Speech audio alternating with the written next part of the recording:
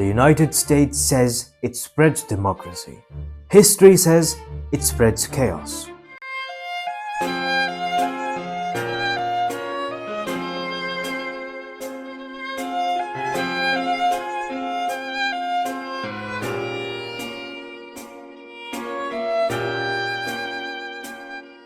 Afghanistan, Iraq, Syria, Libya, and now Venezuela.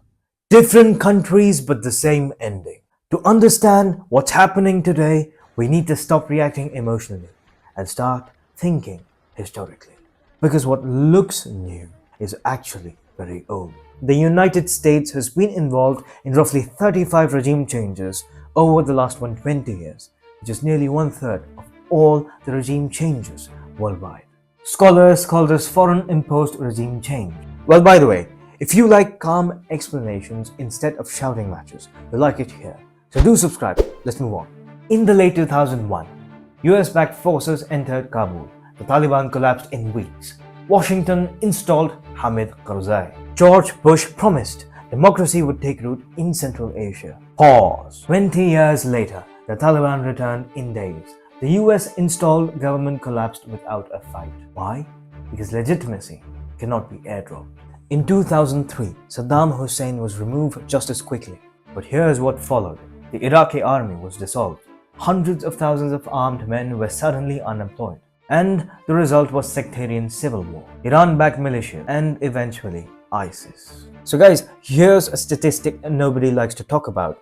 Around 1/3 of foreign-imposed regime changes lead to civil war within 10 years. That's a pattern. If this kind of clear historical breakdown helps you think clearer, do subscribe. Let's move on. And this didn't start in the Middle East. In Guatemala, the US helped remove 3 leaders in a single year in the 1950s. What followed were decades of instability and violence. In Panama, Iran, and Latin America, the name changes but the consequences don't. Even Hamid Karzai, the puppet, eventually turned against Washington.